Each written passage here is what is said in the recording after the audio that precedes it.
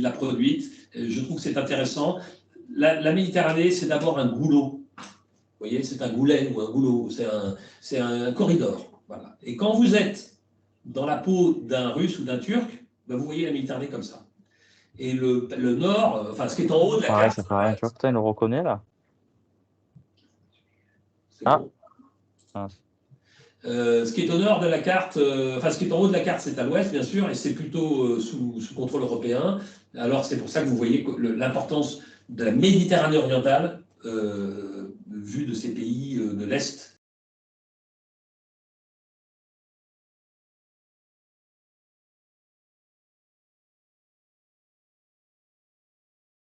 Le micro semble coupé.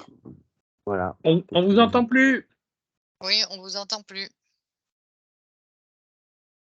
Là, ah non, pardon.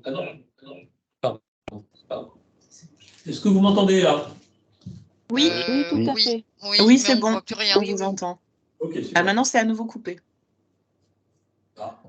Ah non, c'est bon, pardon, je vous dis des okay. Merci. Donc, cette carte est intéressante, elle donne l'impression que c'est une mer intérieure, avec vraiment un sentiment de proximité de toutes les rives, ce qui est vrai, géographiquement parlant, et en même temps pas complètement. D'abord, culturellement, vous allez voir qu'on est sur des planètes complètement différentes. Et puis, bon, je ne veux pas aller trop loin, mais en fait, la mer, elle n'a pas bougé, l'être humain n'a pas bougé. On a l'impression, en regardant son smartphone, qu'on est à 2 pas de la rive nord quand on est sur la rive sud. Et en fait, on se noie aussi, parce que en fait, la mer, elle est aussi grande qu'elle était pour nos arrière-grands-pères, ou nos arrière-grand-mères, ou nos arrière-arrière, enfin, il y a 200 ans, même il y a 1000 ans. L'être humain n'a pas changé. Et la distance sur l'eau sont beaucoup plus grandes qu'on ne les perçoit aujourd'hui avec le numérique. Mais je pourrais détailler, évidemment, si vous le souhaitez. Attendez, c'est peut-être parce que je suis pas là. Voilà.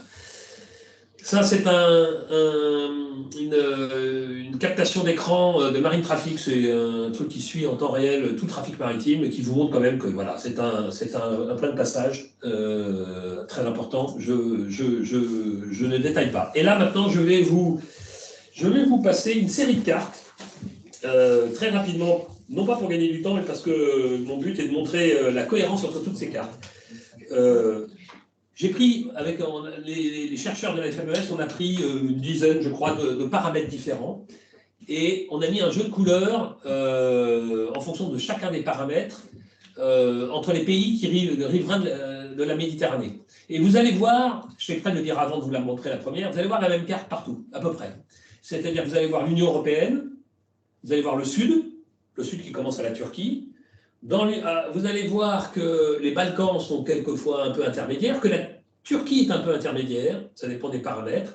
Israël se rapproche quelquefois, est un pays du Sud qui se rapproche quelquefois des paramètres de l'Europe.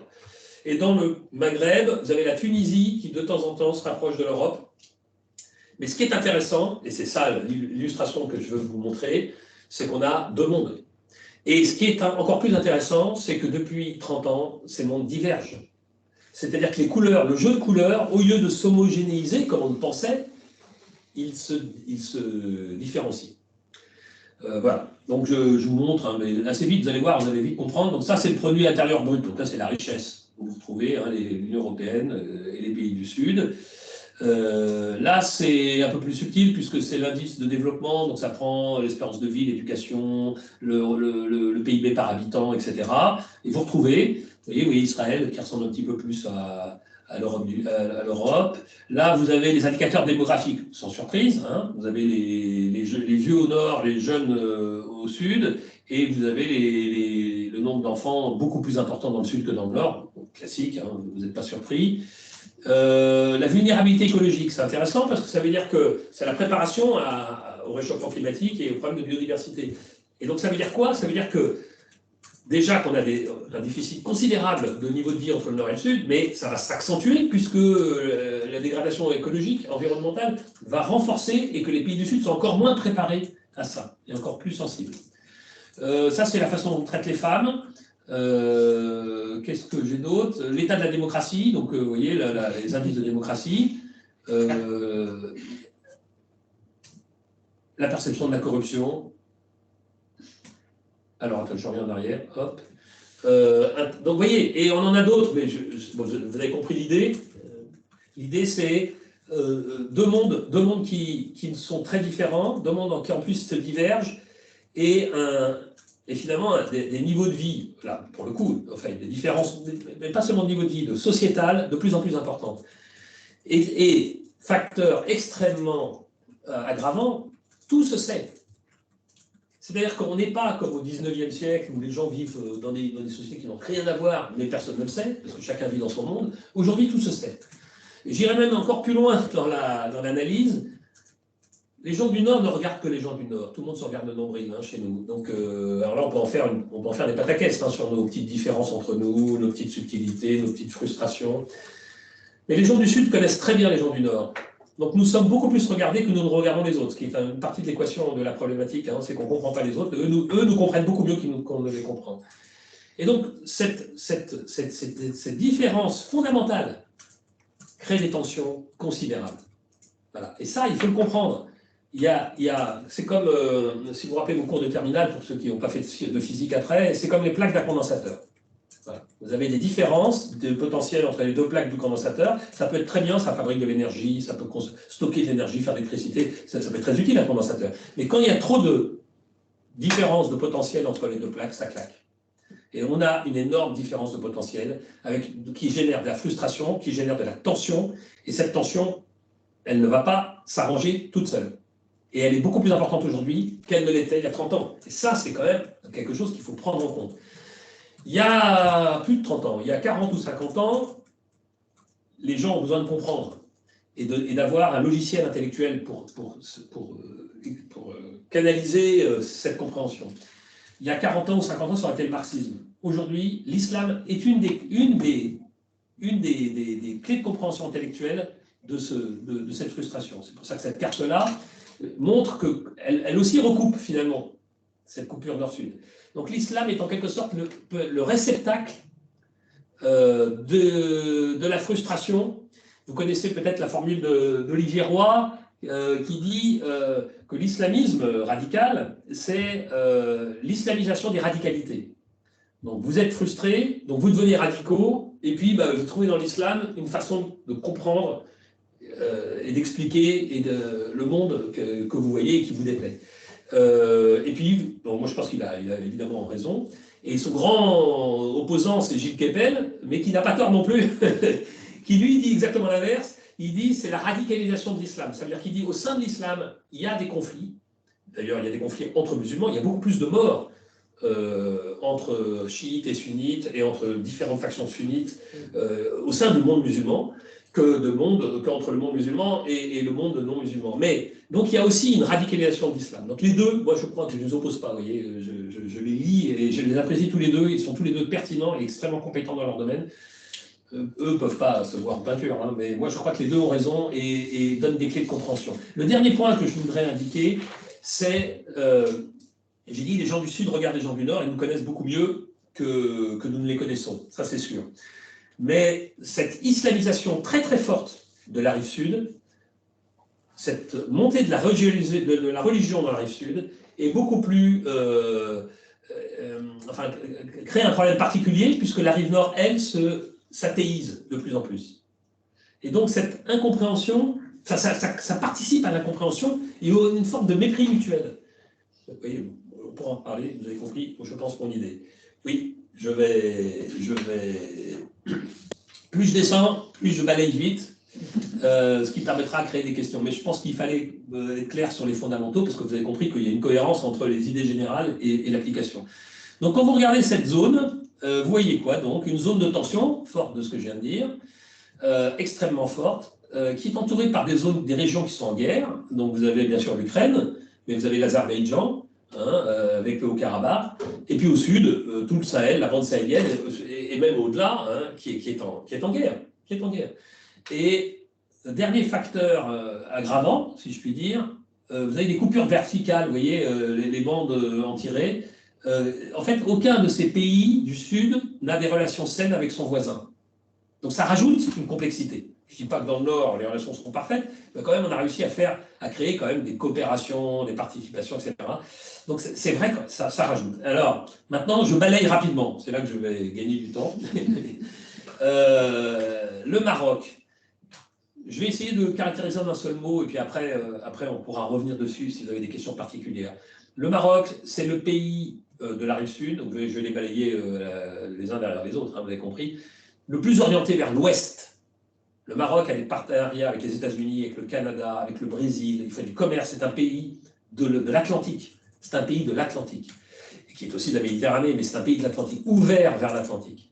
Donc c'est un pays très particulier, et qui notamment, typiquement des relations, c'est le pays qui a le plus de relations avec Israël dans le Maghreb. Et ce n'est pas un hasard. Voilà. Pays finalement assez, dans sa logique du Sud, il fait partie à une logique extrêmement forte vers l'Ouest. L'Algérie, c'est presque l'antithèse.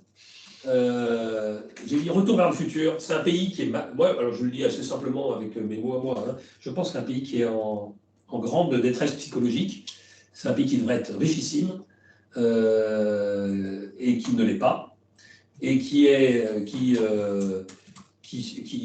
tenu par un régime militaire, hein, ou en tout cas adossé sur l'armée, qui est très fragile et qui finalement tient en s'appuyant un peu sur des boucs émissaires.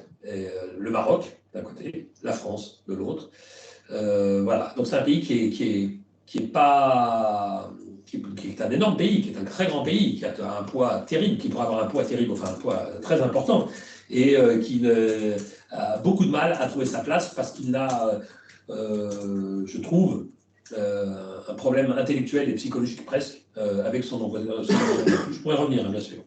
La Tunisie, petit pays, le plus petit des 3 pays maghrébins francophones, enfin, si on peut dire francophones, puisqu'ils le sont de moins en moins, toujours, c'est la fameuse francophonisation dont je parlais, qui essaie de survivre, et le mot survivre est clé. Vous allez voir que tous ces pays du Sud, les régimes en place, la première obsession des gouvernants, c'est de rester en place.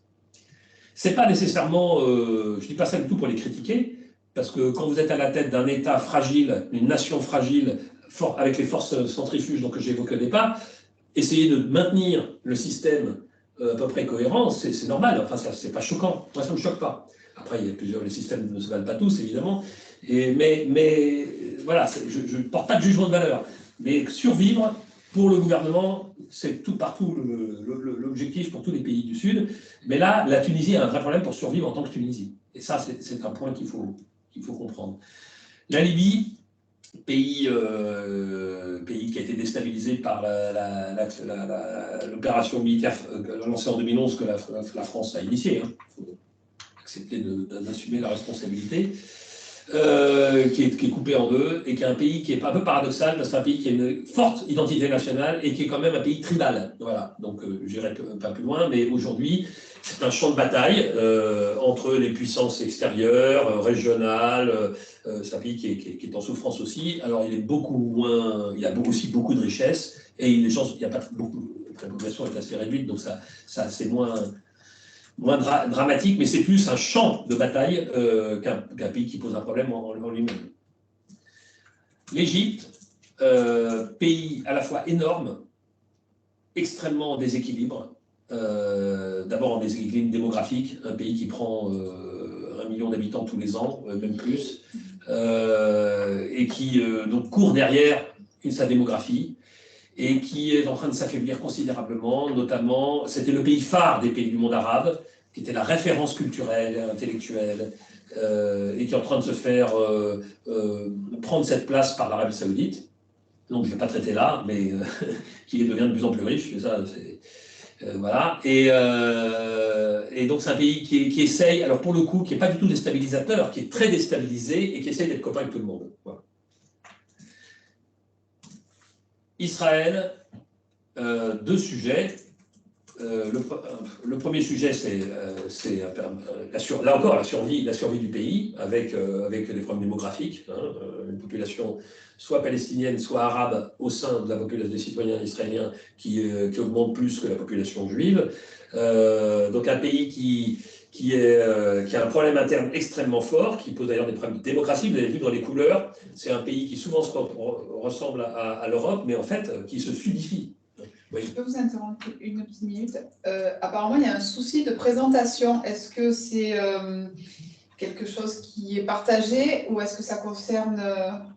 Ok. Non, c'est Non, bon. c'est OK. Non, c'est bon. C'est OK. Merci. Donc, je pense que vous avez un problème de réseau là pour les deux personnes qui ont signifié un blocage sur la diapo Tunisie. Moi, ça Merci. m'est arrivé et il a fallu que je me déconnecte et reconnecte et après ça a marché. Très bien, merci. C'est De de rien. ce réseau. Merci. Deuxième sujet pour Israël, c'est l'Iran, et on en reparlera. C'est intéressant parce que lui aussi est très déstabilisé en interne, mais on pourra en reparler parce qu'il y a des similitudes assez fortes entre Israël et l'Iran. Hop, et enfin, la Turquie, puissance montante, puissance régionale, montante, ambitieuse, stratégique. Je pourrais passer 2 heures sur la Turquie, donc je ne vais bien sûr pas, ça ne va pas être le cas, mais un pays qu'il ne faut absolument pas considérer comme secondaire. C'est un pays qui a une véritable ambition, qui est l'illustration parfaite que la puissance n'est pas simplement une affaire de richesse, de taille. C'est un grand pays, 80 millions d'habitants, mais il n'est pas riche du tout, il n'est pas du tout, c'est pas la Corée, vous voyez, en matière de développement économique, etc. Mais c'est une puissance beaucoup plus forte que la Corée. Voilà. Et donc, parce qu'il y a une vraie vision, il y a une ambition, il y a un État, une nation qui est véritablement très forte. La nation turque existe, même si le problème kurde est un vrai sujet pour cette nation. Mais voilà, et qui a une ambition. Et donc, vous voyez, qui travaille tout azimut. Avec une astuce géopolitique. Et le président Erdogan est un président qui est un excellent géopoliticien. Il sait lâcher quand il doit lâcher, revenir en arrière, repartir. Il a une vision long terme. Il est extrêmement souple finalement dans la forme et extrêmement rigide sur ses objectifs. Et puis il est bien placé en fait. Et il est parfaitement bien placé. Cette carte à vue vous a montré quelque chose, c'est qu'il y a une forme de moyenne orientalisation de la Méditerranée. Tout le monde vient en Méditerranée, et notamment les gens du Moyen-Orient. Pendant très longtemps, c'était l'Europe il y avait une européanisation du Moyen-Orient. Aujourd'hui, c'est l'inverse. Voilà. Et puis, les Européens, eux, très fragiles, il faut en avoir conscience. Les Européens, là, ce slide, c'est surtout sur l'OTAN. L'OTAN, c'est les États-Unis, donc c'est une alliance qui est pilotée par les États-Unis, et la Russie est prioritaire. Et le reste, du coup, pour le sud, Méditerranée, ça passe après. Et donc l'Europe est absente. Et là, l'Europe est absente à travers l'UE, alors que là, pour le coup, elle pourrait être beaucoup plus vigilante et consciente de ce qui se passe dans son sud. C'est un peu le cas, mais pas véritablement. Donc l'Europe donne de l'argent, et c'est celle qui donne le plus d'argent. Vous voyez, presque 6 milliards d'euros aux pays riverains de la rive sud. D'ailleurs, la Turquie en prend 1 milliard à elle toute seule pour les affaires de migrants. Mais les 5 milliards d'euros, 6 milliards d'euros, le quoi qu'il en coûte du Covid, c'est 100 milliards d'euros. Donc voilà, une fois qu'on a ces chiffres, ces ordres de grandeur en tête, et puis on a un sujet avec la migration, bien sûr, je ne dis pas du tout que ce n'est pas un sujet, mais c'est un symptôme. Et donc la problématique du Sud, vous l'avez compris, avec je pense que les slides que j'ai envoyés avant, est beaucoup plus large et beaucoup plus pérenne, et est extrêmement lourd. Donc là, je vais passer très vite, la déflagration, c'était un peu pour marquer le coup. D'abord, tout ce que j'ai dit montre qu'il y a des tensions qui sont structurelles, qui ne sont pas liées à Poutine, à Erdogan, à Pierre-Paul Boujac ou aux putschistes nigériens, qui sont structurelles et qui croissent. Premier point. Toute la ligne, la colonne là, de noms montre, enfin, tous les tirets montrent tous les items qui peuvent créer encore plus de tensions. Et bien sûr, la guerre en Ukraine, le réchauffement climatique, le Covid, la prochaine pandémie qui nous pend au nez, bien sûr, les problèmes d'énergie, les problèmes de céréales, enfin de faim, d'eau, les problèmes d'eau, évidemment, tout ça va rajouter, on le sait à l'avance. Deuxième idée, ce monde se réarme. Il faut comprendre que nous, pendant très longtemps, les Européens, les Occidentaux, donc les Européens et donc les Français, on était à l'abri de tout. Et notamment à l'abri, militairement parlant. Mais ce n'est plus le cas. C'est plus le cas, parce que ça fait 30 ans que nous, on considère qu'on est arrivé, et donc on n'a plus rien à craindre, et que les autres, eux, travaillent. Et puis la mondialisation a, en quelque sorte, réparti la richesse, la technologie, etc. Et donc, il faut comprendre qu'aujourd'hui, cette zone est totalement vulnérable. Et que vous avez des missiles en Algérie ou ailleurs hein, qui peuvent traverser la Méditerranée extrêmement simplement. Extrêmement simplement, et de façon très performante.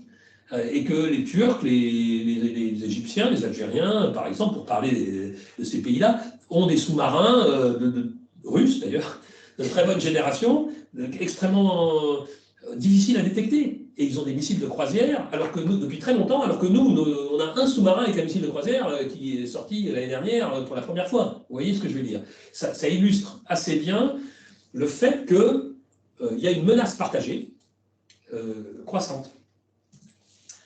Et que la Méditerranée orientale, c'est peut-être le cœur du cœur dans la Méditerranée en termes de tension. Ça concentre beaucoup de choses. Mais je pourrais y revenir, bien sûr, vous avez compris. Cette carte, c'est la carte de tout à l'heure où je montrais pourquoi la Méditerranée orientale était aussi importante pour la Russie, pour la Turquie et pour l'Iran, vous voyez, pays du Moyen-Orient qui s'invitent en Méditerranée. Il y en a d'autres, hein, mais en l'occurrence, ces trois-là ont des ambitions particulièrement fortes et puis ne sont pas nécessairement, nous ont pas désignés comme leur ami. Et en conclusion, on a, je résume un peu ce que je vous ai dit, le monde se polarise, le monde se tend.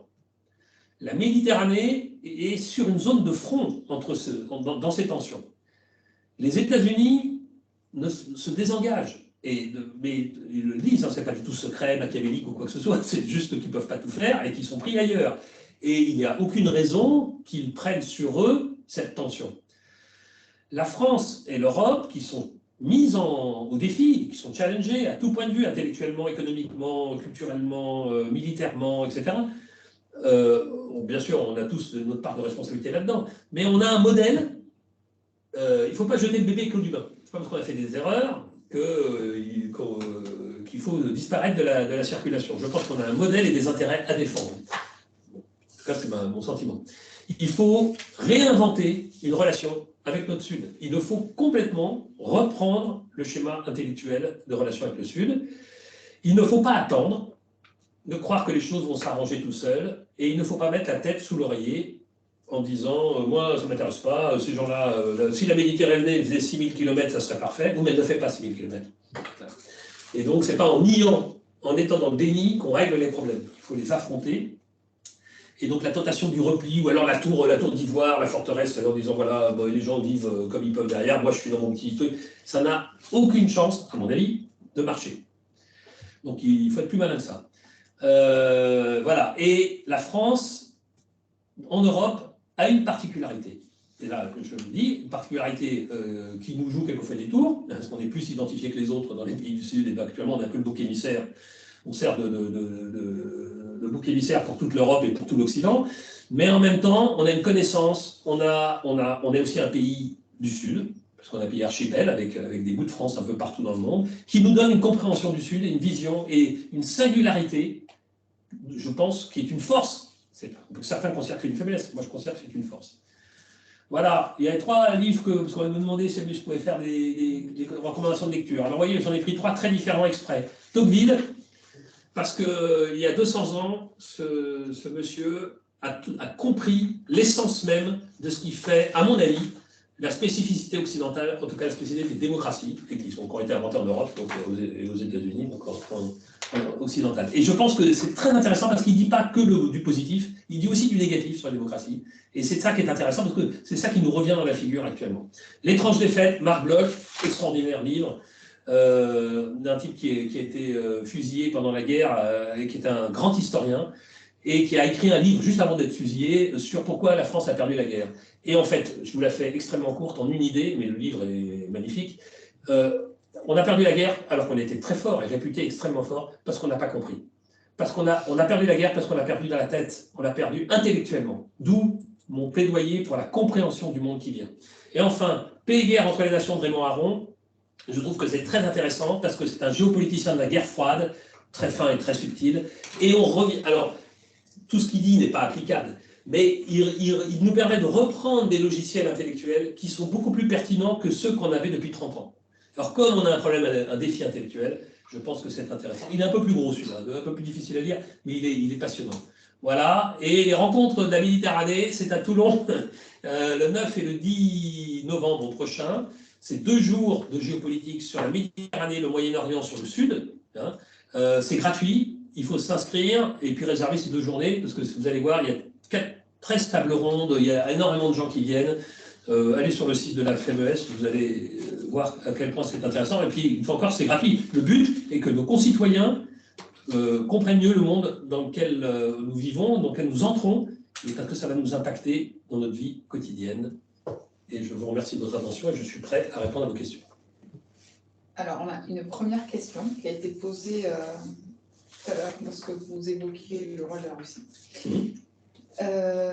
Souscrivez-vous aux thèses actuelles de manipulation des flux migratoires, notamment à travers la Méditerranée, par les Russes, et qui auraient pour objectif de déstabiliser l'Europe? Alors, je prends le... Ah, bon, je vais répondre directement. Je pense que les flux migratoires aujourd'hui, il y a peu de choses. Enfin, les Russes se frottent les mains. Je parle de ceux qui nous arrivent à Lampedusa, etc.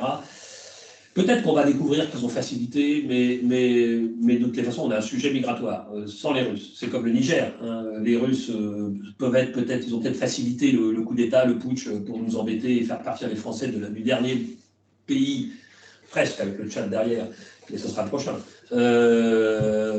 du Sahel, parce que ça les arrange. Et donc, quoi qu'il arrive, ils se frottent les mains, et s'ils peuvent aider, ils aideront. Mais ça serait complètement, à mon avis, une erreur de dire si on n'avait pas les Russes, on n'aurait pas de problème. Voilà. Et donc, oui, les Russes savent manipuler les flux migratoires. Rappelez-vous, ils l'ont fait à partir de la Biélorussie. Ils faisaient venir quand même, c'est quand même incroyable, en charter payé par la Russie.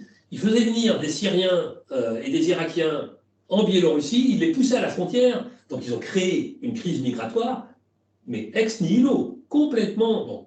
Donc, bien entendu que Poutine et les Russes, aujourd'hui, utilisent l'Afrique du Nord, l'Afrique sahélienne et l'Afrique subsaharienne comme un levier pour affaiblir les Européens et tenter d'ailleurs de faire un front indirect. Hein, quand vous êtes bloqué en Ukraine, parce qu'ils n'arrivent pas, évidemment ça ne se passe pas comme prévu, eh bien vous essayez de fragiliser votre adversaire autrement. Et là, vous le fragilisez par l'Afrique, mais vous savez, la guerre, elle a lieu aussi dans notre société.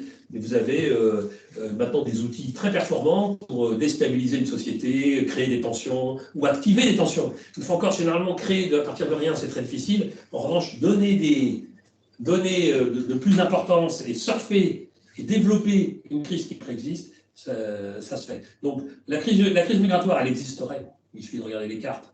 Et évidemment, par contre, essayer de l'amplifier, j'ai presque dire que c'est de bonne guerre. Je serais à l'état-major de M. Poutine, je pense que je lui conseillerais. C'est terrible, hein? Alors, moi, j'ai peut-être une question, hein, je me permets, qui est, vous n'avez pas abordé directement, hein, mais qui est du coup, dans tout ça, finalement, vous n'avez pas parlé de l'Europe. C'était un creux, alors l'Europe, c'est un ovni politique, hein, on le sait. Ça n'existe pas, l'Europe. Et pour autant, quand même, voilà, pour la région, pour la France, pour l'ensemble de nos voisins, c'est quand même un sujet fondamental. Alors, est-ce qu'il existe une politique européenne en Méditerranée ou pas? Enfin, si oui, est-ce que vous, dans tous les cas, oui ou non, est-ce que vous pouvez nous éclairer un peu sur finalement ce théâtre européen que vous avez assez peu évoqué? Je pense que déjà, c'est déjà un élément de réponse finalement à ma question. En fait, je l'ai évoqué pour expliquer très rapidement, pour expliquer que l'Europe était absente, en tout cas pas suffisamment présente. C'est lié à plein de choses. D'abord, soyons honnêtes avec nous-mêmes, ce monde que je vous ai décrit n'est pas le monde qu'on avait prévu. Et la construction européenne a été complètement prise à rebours. La construction européenne s'est construite sur le marché, puis sur la norme, pour créer une communauté qui dépassait les nations, les États-nations, et arriver à la paix, à la prospérité, sur des critères complètement différents des critères de rapport de puissance. Et à tel point qu'à la Commission européenne, qui est au cœur du fonctionnement européen, par exemple, la défense, il était interdit de parler de défense. La défense est toujours restée intergouvernementale jusqu'à très récemment. Et que Mme Ursula von der Leyen, quand elle a dit « je veux une commission géopolitique », c'était une révolution à Bruxelles. Donc ça prouve que l'Europe s'adapte, bien sûr. Mais d'abord, elle a été intellectuellement prise à revers. Deuxième point, l'Europe est très diverse et le rapport au sud de l'Europe n'est pas du tout le même pour les uns et pour les autres. Les Africains, donc dans leur globalité, ce n'est pas des pays intéressants, ils n'achètent pas de Mercedes, pour faire très court, ni d'Audi. Donc pour l'Allemagne, développer du partenariat, mettre de l'argent, investir en Afrique, ce n'est pas nécessairement une priorité. Et moi, j'ai passé 20 ans dans les états-majors parisiens au niveau stratégique à faire des relations internationales, ce qu'on appelle du politico-militaire. Donc je voyais bien mes interlocuteurs allemands, quand on leur disait il faut absolument qu'on aide à la fois économiquement, mais également en termes de sécurité les pays africains, ils disaient non, mais ça c'est parce que c'est vos anciennes colonies. Vous voulez faire les beaux en Afrique, parce que c'est le dernier endroit où on vous considère un peu. Mais nous, on fait du business, on n'a pas besoin d'aller en Afrique, on va en Asie. On fait du business avec la Chine. Ça, c'était bien. Avec du gaz russe. Parfait. Et non, mais eux aussi, du coup, ils sont pris à l'envers. Et ce que je veux dire, c'est qu'on avait beaucoup de mal à convaincre nos alliés du Nord qu'il se passe des choses dans le Sud importantes. Et avec nos alliés du Sud. Et troisième point, et je ne vous fais pas une description très positive, et on a réussi ce tour de force à se mettre en concurrence et à se fâcher avec les gens du Sud. C'est quand même pas très malin. Et on est en concurrence avec l'Italie, typiquement, qui est un grand pays méditerranéen. Et quand on a déclenché l'opération Libye avec des arguments tout à fait recevables, hein, qui ont été d'ailleurs validés à l'ONU, etc., mais en même temps, les conséquences n'étaient pas du tout celles qu'on avait prévues, on l'a fait, on n'a pas mis tellement l'Italie au centre du jeu, alors que la Libye, pour elle, c'était extrêmement important, qu'elle avait beaucoup de contacts avec eux, qu'ils faisaient beaucoup d'ailleurs d'affaires avec notamment dans le domaine énergétique. Donc, oui, les Européens ne sont pas complètement équipés, à tout point de vue, pour répondre à ces défis. Alors, ce que je dis, Joseph Borrell, qui est le représentant du service européen qui fait des relations extérieures et donc qui s'occupe de ça, il le dit comme je le dis. Donc franchement, je me sens très à l'aise, même si on pourrait dire des choses différentes, hein, je serais aussi tout aussi à l'aise. Mais je pense que la force de l'Europe, et quand je dis l'Europe a quelque chose à apporter au monde, d'abord à nous-mêmes et au monde, c'est que notre culture, elle a été fondée sur l'acceptation de l'erreur individuelle. Depuis les Grecs, depuis même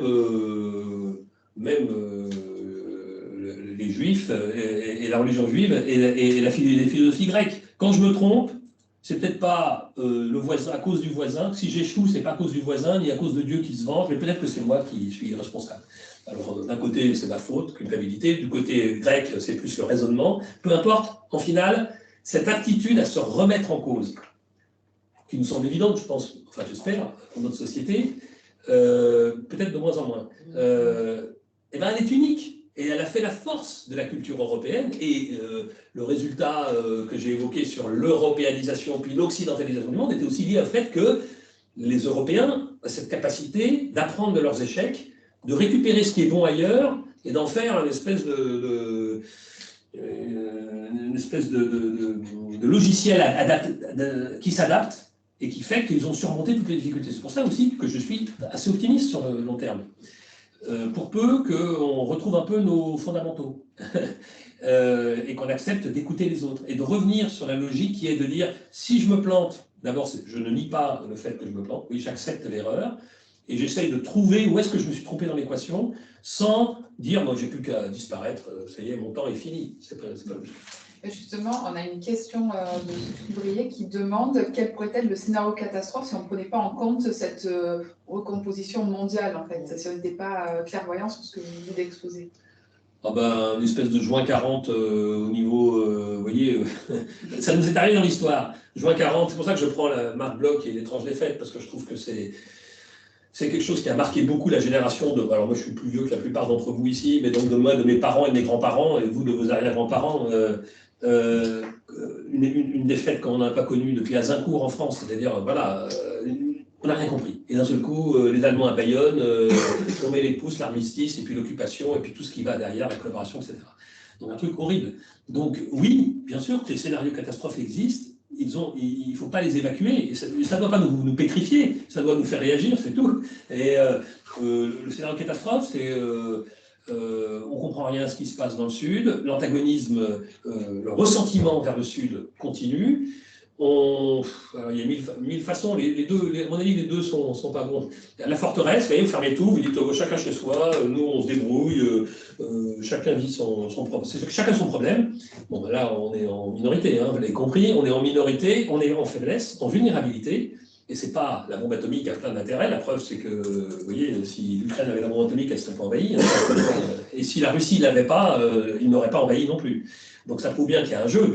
La dissuasion est quelque chose, à mon avis, fondamental, qui va peut-être nous servir, on ne sait jamais, mais ça ne règle pas tous les problèmes. Donc ne croyons pas qu'on va il suffit de fermer les yeux, fermer les écoutilles, lever le pont-de-vie et puis continuer à regarder Netflix en rigolant pendant que les gens crèvent de faim. C'est pas possible. C'est juste pas possible. Inversement, dire, je pense, hein, c'est des sujets extrêmement complexes, hein, mais dire, bon bah voilà, on ouvre tout, je pense que c'est pas la solution non plus. Je pense qu'il y a, enfin, voilà, je me donne un avis extrêmement personnel, mais parce que c'est des sujets extrêmement lourds sur lesquels moi je travaille tout le temps, on ne s'en sortira pas. La différence de potentiel, il faut la réduire. Et il ne faut pas la réduire en expliquant aux gens comment il faut faire. C'est pour ça qu'après, on vous dit, mais attendez, je suis chez moi. Oui, et j'ai le droit d'être moi, et moi est différent de vous. Donc un rapport à l'altérité qu'on doit reconstruire. C'est-à-dire que la différence n'est pas nécessairement mauvaise. Nous ne sommes pas les autres, ils ne sont pas nous, et c'est très bien comme ça, finalement. Mais ça ne veut pas dire pour autant que comme ils sont eux et qu'ils n'arrivent pas à se débrouiller, ils sont nés dans le mauvais continent, tant pis pour eux, non. Donc il y a une affaire de solidarité, il y a comment participer, partager la richesse, évidemment, comment participer au développement économique de ces pays. Ça demande de l'intelligence, sans aller trop loin, sans leur dire exactement ce qu'il faut faire, parce que chacun fait ça à sa façon, sans donner trop de leçons, donc là c'est compliqué, mais c'est sûr qu'on va devoir répartir un peu la charge, on ne peut pas... vous savez, Xi Jinping, quand il parle des Occidentaux, il dit ils sont repus et oisifs. Voilà, et ça parle aux gens du Sud. Et ça, il gagne des points facilement en disant ça. Et nous, il faut qu'on se pose notre question en disant est-ce que effectivement, on n'a pas un peu profité du système plus que les autres? Enfin, on pose la question, vous savez, on a la réponse. Et donc, ça veut dire que certainement, on sera moins repu et moins oisif. Moi, je pense que, personnellement, hein, je pense qu'on ne sera pas moins heureux. Parce que, comme par hasard, les pays où les gens sont le plus repus, le plus oisifs, c'est les pays où la consommation de drogue est la plus forte, les taux de suicide est le plus fort, etc., etc. Donc la jeunesse, elle n'est pas nécessaire. Alors objectivement, on pourrait croire qu'elle a tout ce qu'il faut pour être la plus confortable et la plus heureuse depuis que l'humanité est sur cette terre. Et en fait, visiblement, ce n'est pas complètement le cas. Donc ça prouve bien qu'on a aussi un logiciel à revoir, sans jeter tout, parce que je pense que fondamentalement, il est bon. Donc j'espère que vous comprenez un peu ma position qui, je pense, essaye d'être subtile, mais pas pour le plaisir d'être subtile, mais parce que je pense qu'il faut être intelligent dans les moments difficiles. Et c'est difficile parce que moi, je suis un homme d'action dans ma vie antérieure. Et quand les choses commencent à chauffer, vous avez du mal à rester subtil. Hein, vous êtes plutôt radicaux. Et du coup, vous pouvez faire des bêtises. Donc là, c'est là que les gens, les grands chefs, ont de l'intuition et savent comment être fort sans être radical. Mais je pense que là, il faut qu'on réponde intellectuellement, collectivement, à une réponse, à un défi qui est compliqué. Comment nous remettre en cause, tenir compte d'une altérité nouvelle qu'on n'avait pas anticipée, qui est très différente de nous et très antagoniste, sans se renier nous-mêmes. Voilà, c'est compliqué. On a une question de M. Deray sur les flux migratoires. La Turquie utilise-t-elle toujours ce levier pour déstabiliser l'Europe ou faire pression sur elle pour recandidater au sein de l'UE? Écoutez, M. Erdogan, il est très fort. Donc, quand il sent qu'il tire la corde un peu trop, il relâche. Et puis, quand il en a besoin, il tire. Donc, là, on a eu une période plutôt de calme de ce côté-là. Il a fait un peu profil bas. Je pense que le fait que Poutine se soit embourbé dans sa guerre en Ukraine, et donc le fait qu'on ait aidé les Ukrainiens, vous voyez, je pense qu'on a très bien fait, a donné un signal quand même à tous ces gens qui croyaient que l'Europe était fichue, que finalement c'est pas si simple. Et moi j'observe qu'avant la guerre d'Ukraine, Poutine était extrêmement radical dans sa discussion avec les Grecs sur les îles de la mer Égée, en mer Noire et dans ses rapports avec l'Union européenne. Il y a eu, vous le savez, dans les années précédentes, des tensions avec la France, notamment assez fortes, et des mots assez forts entre le président Macron et le président Erdogan. Et puis ça s'est calmé. Erdogan joue assez astucieusement le rôle de go-between entre les Russes et les Occidentaux. Il contourne d'ailleurs assez nettement toutes les embargos et les économiques que l'on fait, ce qui lui permet d'ailleurs de faire rentrer beaucoup d'argent dans ses caisses. Enfin, bref, il joue assez subtilement. Alors, dans le cas précis de la migration, il faut surveiller. Il est possible qu'il ouvre un petit peu ses vannes actuellement pour faire pression, mais avec lui, il faut toujours se poser la question pourquoi. Parce que c'est un vrai stratège. Il a une vision. Il ne fait pas ça pour le plaisir, ni pour embêter. Il fait ça parce qu'il pense qu'il y a avoir un intérêt à court terme. Mais par contre, en Afrique, c'est clair que, pour parler de l'Afrique, puisque c'était un peu ça fait partie de l'équation, bien sûr, on a les Turcs, les Russes et les Chinois, quand même, qui sont assez ouvertement anti-européens, et comme les plus présents d'Europe, et même des États-Unis en Afrique, c'est la France, nous sommes en première ligne, et donc c'est nous qui payons ça. Avec chacun sa clé prioritaire. Les Russes, c'est plutôt les armées, hein, Wagner, mais pas seulement, mais donc les ventes d'armes, formation des militaires, milices, etc. Les Chinois, c'est plutôt l'économie, hein, le portuaire, les infrastructures, avec des prêts, prêts de tout, hein, donc c'est très, très bien. Généralement, ils font travailler eux-mêmes, hein, ils font venir de la main-d'œuvre et tout, donc c'est assez bizarre comme mode de fonctionnement. Mais ça marche bien. Corruption, bien sûr, tout le monde a la corruption à tous les étages, hein, dans ces cas-là. Et les Turcs, c'est plus le culturel, le religieux, bien sûr. Ils jouent sur la fibre, le renouveau de l'islam, et donc ils le promeuvent. Et vous savez, la Turkish Airlines est par exemple, vous voyez, donc il n'y a pas que le religieux. Turkish Airlines est la première ligne maintenant en Afrique qui dessert les aéroports africains. Donc là, il y a une vraie stratégie globale. Et ce qu'on peut demander à l'Europe, qui a plein d'atouts, et je reviens sur la question précédente, c'est que si on avait une véritable stratégie, mais ça veut dire qu'il faut mettre à plat beaucoup de sujets, et donc c'est un peu douloureux, hein, puis c'est pas facile.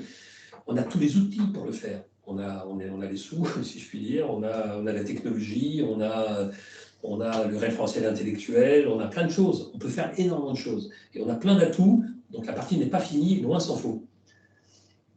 Ok, puisque vous parlez de l'Afrique, alors on a beaucoup de questions.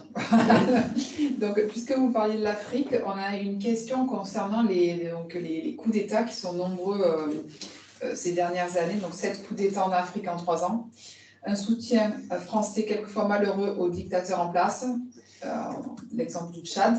Faut-il revoir notre politique pour permettre un véritable droit à l'autodétermination des peuples? Comment intervenir vu les réticences de la CEDEAO au Niger, par exemple? A-t-on les moyens? Alors, vous avez compris que l'Afrique est un sujet compliqué parce que c'est un point d'application direct de tout ce que j'ai dit avant. Donc, j'espère que vous comprenez ma logique. Je ne suis pas de ceux qui disent que c'est parce qu'on a soutenu tel autocrate sur tel autre que la population africaine nous rejette. Je pense que c'est plus complexe que ça, beaucoup plus complexe que ça. Vous voyez, au Niger, Bazoum, c'était probablement une référence en termes d'élections démocratiques et de personnes qui essayaient de gérer de façon la plus convenable possible un pays fragile et compliqué. Et puis bon, il saute, puis apparemment ça fait absolument pas l'objet de débat au sein du Niger. Donc c'est pas le sujet, c'est pas le sujet à mon avis. Le sujet c'est d'abord le sujet, c'est objectivement des pays de plus en plus pauvres, de plus en plus nombreux, parce qu'ils n'ont pas réglé leurs problèmes démographiques, donc en plus ils courent derrière, donc de plus en plus jeunes.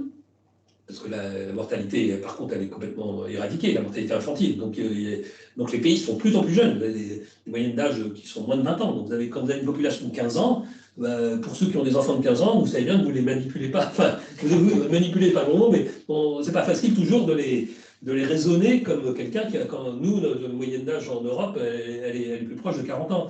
Et donc, on n'a pas du tout le même rapport au temps, le même rapport à l'énergie, à la violence d'ailleurs, hein, à l'emploi de la force, à la testostérone, pour parler des jeunes hommes, etc. Donc, c'est aussi des mondes qui sont différents, presque physiologiquement.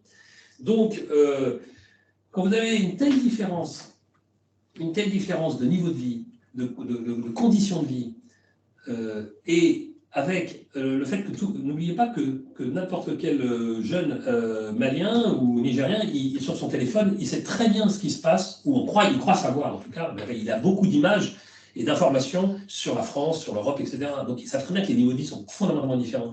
Donc ça crée une frustration, mais je veux dire, si on se met 2 secondes dans les chaussures de ces jeunes, franchement, moi je les comprends, hein. Franchement, je ne justifie pas, bien sûr, les coups d'État, etc. Mais je comprends cette frustration. Et après, vous avez, il faut chercher un bouc émissaire. Donc l'État, il fait ce qu'il peut pour tenir, et puis à un moment, ça ne marche pas, et ben, il cherche quelqu'un. Alors ça peut être le français, là, en l'occurrence, le français, c'est la mode du moment. Donc je pense que ce n'est pas fini, on en prendra d'autres. Et ce n'est pas parce qu'on n'aura pas trop soutenu l'un ou pas soutenu l'autre, etc. On nous reprochera quoi qu'il arrive, quoi qu'on fasse, parce qu'il faut bien trouver un justificatif. Ça peut être alors la migration est un moyen d'évacuer aussi cette espèce de surplus, et cette énergie, elle se passe aussi en disant je vais chercher un monde meilleur ailleurs. L'islam, évidemment, l'islam radical est aussi un dérivatif, j'allais dire, en quelque sorte, de cette frustration. Mais vous savez, il y a beaucoup en Afrique et dans le Sahel notamment, il y a beaucoup de confrontations interethniques qui reviennent, parce que les États-nations fragiles, je l'ai dit, c'est vrai chez nous, c'est vrai, ils se fragilisent, mais dans les États fragiles, les États, comme beaucoup dans les pays sahéliens en Afrique, qui ne sont pas des États-nations à l'origine, et on a essayé de créer, après la décolonisation des nations, et ben on voit bien que c'est très compliqué, il y a une fragmentation, elle est à l'œuvre là également, et donc on voit des violences de partout. Donc moi je ne suis pas de ceux, voilà, on a raté des coches, c'est évident, et on n'a certainement pas tout parfaitement bien joué, je suis tout à fait d'accord avec ça, et on a beaucoup mieux à faire, d'accord. Mais on n'est pas responsable de tout. Et je pense que l'Afrique a des tensions internes, des dysfonctionnements internes insolubles pour l'instant. Et c'est pas pour autant qu'il faut dire que chacun ils ont qu'à régler leurs problèmes. C'est juste pas acceptable. Donc le monde est comme il est, pas de façon comme on voudrait qu'il soit, et pas nécessairement très cohérent. Mais la logique, il faut prendre la difficulté telle qu'elle nous vient. Et ça nous oblige. C'est pour ça qu'il y a un défi intellectuel. Après, voilà. Pour synthétiser ma réponse. Oui, la France a certainement fait des erreurs. Oui, l'Europe a certainement été très indifférente. Mais non, elles ne sont pas responsables de tous les problèmes. Et loin s'en faut. Voilà. Et elles peuvent être source de solutions, à mon avis, beaucoup plus malignes et pérennes que les solutions proposées par la Chine, la Russie ou la Turquie, à mon avis. Ok, merci. On nous interroge aussi sur le rôle de l'Angleterre, en particulier du Brexit. Quelles sont les conséquences du Brexit? Et également, sur son rapport avec son ancienne colonie, l'Inde. Bon, moi, je veux dire... C'est un peu, voilà, on dépasse... Non, mais ça part du site de la... Bon, attendez, alors, l'Angleterre, je pense que assez absente sur ces problèmes. L'Angleterre gère son Brexit, et elle n'est pas en grande facilité. Elle mise beaucoup sur j'ai appelé ça le Five Eyes, c'est comme ça que les militaires américains appellent ce regroupement des pays anglo-saxons, et qui ont des accords entre eux extrêmement serrés et beaucoup plus forts que l'OTAN. Hein, c'est une vraie alliance stratégique entre tous les pays anglo-saxons, donc 5 pays, hein, États-Unis, Angleterre, Canada, Australie, Nouvelle-Zélande, et c'est les Five Eyes. Et l'Angleterre mise là-dessus. Très bien, elle a raison. Mais du coup, elle n'est plus tellement dans l'équation. Il y a un point dans cette zone où l'Angleterre est présente, c'est à Chypre. Paradoxalement, plutôt Chypre du Nord, donc la partie de Chypre qui a été envahie et annexée, en fait, de facto par la Turquie, où les Anglais sont très présents, même s'ils ont une base dans le sud, ils sont économiquement et finalement politiquement beaucoup plus présents dans le Nord. Donc c'est l'ambiguïté de l'Angleterre dans cette région. Avec l'Inde, je pense que l'Inde fait partie des puissances, évidemment, une tarte à la crème, une puissance qui monte, une puissance qui a conscience d'abord de sa puissance, de ses capacités. Elle a aussi beaucoup de lacunes, hein. Je pense que les Indiens en ont parfaitement conscience, mais ils se rendent compte que dans cette période de fragmentation, ça laisse des espaces. Et comme ça laisse des espaces, ceux qui veulent jouer, le mot jouer, non pas le bon, mais vous avez compris ce que je voulais dire par là, ceux qui veulent défendre leurs intérêts, avoir une stratégie, ont des marges de manœuvre. C'est ce que la Turquie fait remarquablement de façon régionale. Et c'est ce que nous devrions faire. C'est pour ça que je pense que le repli sur soi, un peu frileux, en disant non, est une absurdité. D'abord, c'est suicidaire à long terme. Et en plus, on ne profite pas de cette période où on pourrait manœuvrer parce qu'il y a des espaces, parce qu'il y a le retrait américain, parce que beaucoup se posent des tas de questions. Il est intéressant de voir que l'élargissement des BRICS ne s'est pas fait comme l'aurait souhaité la Russie, par exemple, avec les antagonistes. L'Algérie, qui était candidate, n'est pas rentrée dans les BRICS. Or, vous avez vu que j'avais dit que autant le Maroc se tourne vers l'ouest, autant l'Algérie se tourne vers l'est, si je puis dire, c'est-à-dire la Russie, la Chine, l'Iran. Enfin, vous voyez, donc, a priori, des pays qui ne sont pas les amis des Européens. Et bien sûr, elle était candidate et soutenue par la Russie. Mais la Chine, qui est le grand arbitre, hein, la Chine est dans les BRICS que les États-Unis sont dans l'OTAN, on peut dire ça comme ça, en finale, n'a pas arbitré au profit de l'Algérie. D'abord parce qu'économiquement, ils ne sont pas complètement à la hauteur, mais aussi parce que l'Inde ne souhaite pas transformer les BRICS en anti-OTAN, évidemment. Et donc, vous voyez, il y a un jeu subtil. Donc le polymultilatéralisme, c'est-à-dire cette capacité à avoir des liens avec tout le monde, ces alliances d'opportunités qui nécessitent d'être malin, qui nécessitent de savoir peut-être quelquefois se contredire ponctuellement, vous voyez, ne pas toujours être cohérent. On soutient un pays autocrate et puis on soutient à côté un pays plutôt démocrate, mais parce que ça a du sens. Bismarck, c'est une vision un peu bismarckienne. Au XIXe siècle, Bismarck qui a construit l'Allemagne, hein, s'était fait remarquer par une diplomatie qu'on appelait bismarckienne, qui était de faire des accords. Il avait tissé une toile d'accord avec des gens complètement opposés, toujours sur des sujets très précis, à durée déterminée d'ailleurs. Et il avait, comme ça, gagné en influence dans toute l'Europe, et c'est comme ça qu'il a construit l'État allemand qu'on connaît. Donc, cette façon de faire, peut-être certainement moins idéologique, avec des idées moins manichéennes, avec des idées moins arrêtées sur les camps des gentils et des méchants, ça, à mon avis, c'est complètement suicidaire, mais ça, Bush nous l'a montré, pour ceux qui en doutaient. Cette façon de faire plus pragmatique, plus réaliste, plus humble, plus intelligente, à mon avis, est la meilleure. Et je reboucle sur l'Afrique, c'est à mon avis comme ça qu'il faut faire. C'est-à-dire faire du cas par cas, parce qu'on dit l'Afrique, et moi je le dis, enfin, les pays sont très différents. Pour qui a été en Afrique, c'est extrêmement différent, les cas de figure sont très différents, les relations avec la France sont différentes, et il faut jouer au cas par cas, être plus à l'écoute des gens, et en même temps, savoir quels sont nos intérêts aussi. C'est mal barré, on s'est fâché tout le monde.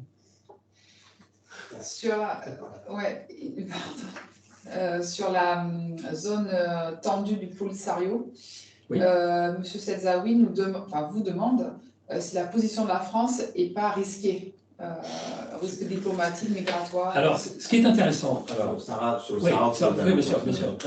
Ce qui est intéressant, et là je reviens sur les cartes que j'ai passées rapidement. Le Maroc fait partie des pays qui a très bien compris. Moi, je discute avec des think tanks marocains, et avec d'ailleurs des think tanks du monde entier.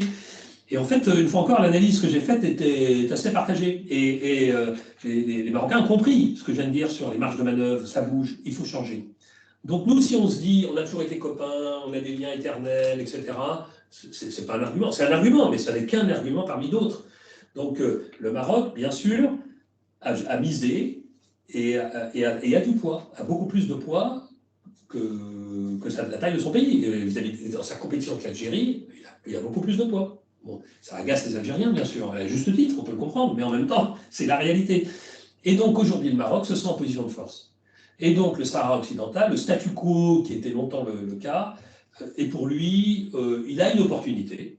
Il sent que cette période où tout bouge, il y a des fenêtres, c'est le moment de ancrer définitivement le Sahara occidental au Maroc. Voilà. Et donc, il a fait monter la pression sur ce sujet précisément. Sur ce sujet. Une fois encore, c'est pas absurde, hein. Je serais conseiller du royaume du Maroc, je pense que c'est intelligent. Il y a une prise de risque, mais c'est intelligent. D'ailleurs, je pense que tout le monde l'a compris, y compris les Algériens, tout le monde a compris. Hein.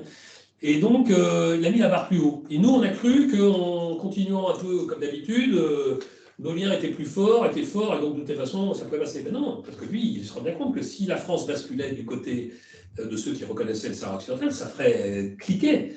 Et donc, il met la pression. Bon, voilà. Et nous, on la prend. Voilà. Et donc, la question de savoir, c'est qu'est-ce qu'on veut faire. Une fois encore, il faut de la stratégie. Et bien sûr qu'il y a le levier du... Le levier migratoire est un levier que tout le monde a compris, qui est un levier très fort, et en plus pérenne, parce qu'on voit bien qu'il y a, je vais bien sur les mots, il y a du potentiel. Donc, savoir bien utiliser le levier migratoire, tout le monde a compris que c'était un poids possible, une pression possible, efficace vis-à-vis des pays européens. Donc, bien sûr que les Maroc, on a déjà joué vis-à-vis des Espagnols, mais les Espagnols sont souvent un pays de transit, hein, et donc ils rejoueront, on le sait bien. Et c'est pour ça qu'on ne peut pas, à mon avis, hein, là, je ne donne pas de leçon parce que tout ça est extrêmement compliqué, je pense que vous l'avez compris, il n'y a pas de solution simple, mais on ne réglera pas les problématiques, je pense, de ce type-là, de problématiques migratoires, uniquement au cas par cas, avec le flux. Il y a vraiment des problématiques de fond qui se traitent sur 30 ans. Mais les enjeux sont là. Hein. Ok. On a des questions aussi sur les approches liées au changement climatique, Oui. En particulier ceux observés cet été, feu, inondation. Quelle est votre lecture par rapport à ça? Ma lecture, c'est que le changement climatique va aggraver considérablement la situation. Je l'ai indiqué à deux reprises dans mon intervention. Le sud va être encore plus touché que le nord. Et donc, il y aura des problèmes d'accès à l'eau, des problèmes d'agriculture, donc des problèmes de nourriture, de faim. Donc ça va accentuer les tensions et donc aggraver la situation. Donc voilà, c'est le premier point. Alors, il y a des... comme toujours, tout changement a des aspects positifs, ça ouvre aussi des opportunités. Le changement climatique, d'abord, c'est une prise de conscience générale que notre modèle ne marche plus. Bon, déjà, rien qu'en disant ça, on sent qu'on change d'air. Donc, c'est déjà plus facile de comprendre qu'il faut changer notre mode de fonctionnement. Donc, ça, c'est le bon côté. C'est qu'on s'est tellement planté que ça nous revient et qu'on a pris conscience et donc on va commencer à réfléchir et à changer. Donc, ça, c'est très bien. Deuxième point, les problématiques... donc, ça nous oblige à mettre sur la table toutes les problématiques de technologie, etc., pour sortir de cette impasse énergétique et après de tirer des leçons et de régler les problèmes qui sont les problèmes que j'ai évoqués, l'agriculture, etc. Et là, la technologie est forte et les Européens, on est plutôt forts là-dedans. Donc, on a un atout. Et dernier point, bon, je ne vais pas vous donner la solution, j'en ai pas, évidemment. Dernier point, c'est que je vous ai expliqué que la différence potentielle, ce n'est pas nécessairement mauvais en soi. Quand on a zéro potentiel, tout s'éteint. Donc, mais trop, c'est trop. Donc, il faut trouver... Et le fait, par exemple, d'avoir beaucoup de soleil dans le sud, etc., évidemment, on sait très bien que ça peut... Maintenant, on sait tirer de l'énergie à partir de là, et qu'il y a des pays qui n'ont pas de ressources gazières ou pétrolières, qui vont pouvoir tirer de l'énergie du soleil, et avec des technologies modernes, et notamment des technologies du Nord, il peut y avoir un partenariat Nord-Sud, pour le coup, fructueux, intéressant. Donc ça c'est des bons points. L'affaire de l'eau, un mot sur l'affaire de l'eau, puisque à la fin de la semaine, il y a la Méditerranée du futur, et le sujet c'est la macro-région, et j'ai l'honneur de participer à ce sommet. Et bien sûr que, donc, dans la rive sud notamment, mais ça arrivera un jour dans la rive nord, on a un problème d'eau. Et comme on est de plus en plus nombreux, voilà, il y a un problème d'eau. Et l'eau, c'est vital. Donc très vite, ça rend les gens nerveux. Donc si on ne règle pas les problèmes d'eau, on peut avoir là, pour le coup, des tensions ultra violentes. Parce que, évidemment, les gens ne veulent pas mourir de soif. Donc on se rend compte qu'il y a une façon de régler le problème en essayant, et c'est la tentative des macro-régions méditerranéennes, d'essayer de fédérer, vous voyez, l'Union européenne est partie prenante, mais mettre autour de la table les partenaires de la Méditerranée, étatiques bien sûr, mais pas seulement. Vous voyez, la région sud est représentée, elle est même initiatrice, fait partie du groupe initiateur, et des ports, des grandes villes, des régions, et on se met autour de la table et on essaye, sur un sujet extrêmement concret, d'arriver, que tout le monde partage, que tout le monde considère comme vital, d'arriver à trouver une solution pragmatique, absolument pas idéologique, et qui s'affranchisse de tous les champs de force extérieurs. Pas facile, hein? Pas facile.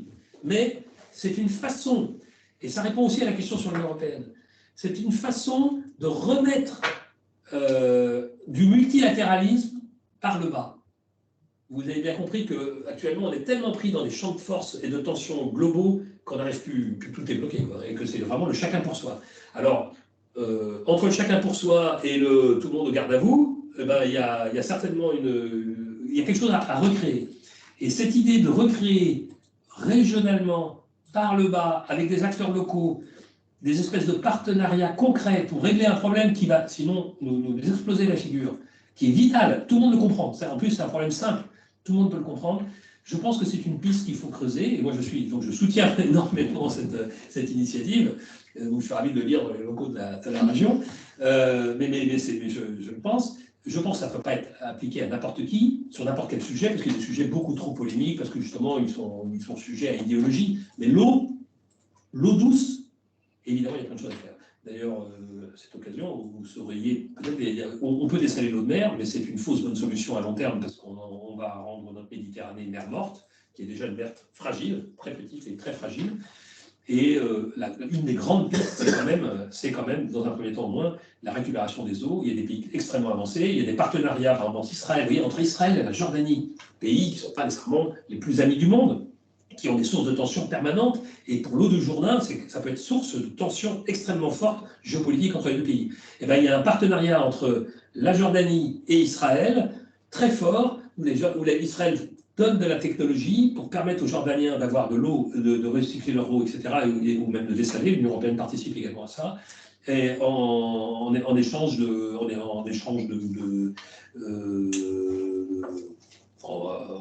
sur une coopération dont je ne sais plus très bien les tenants et les aboutissants. Mais il y a un contre-exemple qui illustre encore tout ça, je suis encore dans mon sujet, c'est par exemple la Turquie. Vous savez que les grands fleuves du Moyen-Orient traînent leurs sources en Turquie, le Tigre et l'Euphrate, et après ça va en Irak ou en Syrie, puis en Irak. C'est des fleuves gigantesques, c'était le bassin de la civilisation. Hein, donc franchement, notre civilisation vient de là. Hein, donc on va dire que c'est des énormes, c'est comme le Nil, c'est des fleuves civilisationnels. Eh bien les Turcs, parce qu'ils ont problème d'eau, hein, bien sûr, comme tout le monde, ont mis des barrages et ont divisé de plus de moitié, depuis 2 ans, les eaux dans le Tigre et l'Euphrate. Et aussi derrière ça, mis sous tension des Kurdes, qui sont ces populations kurdes qui sont dans ces pays et qui, en quelque sorte, alimentent l'opposition kurde en Turquie. Donc tout ça est rationnel, hein, vu de M. Erdogan, tout ça a beaucoup de sens. Mais voilà, l'emploi, une gestion de l'eau par la force, et de l'autre côté, Jordanie-Israël, une gestion de l'eau par la coopération. Donc il y a là des pistes intelligentes, proactives, qui permettent peut-être de voir ce qu'on pourrait faire ailleurs. Ok.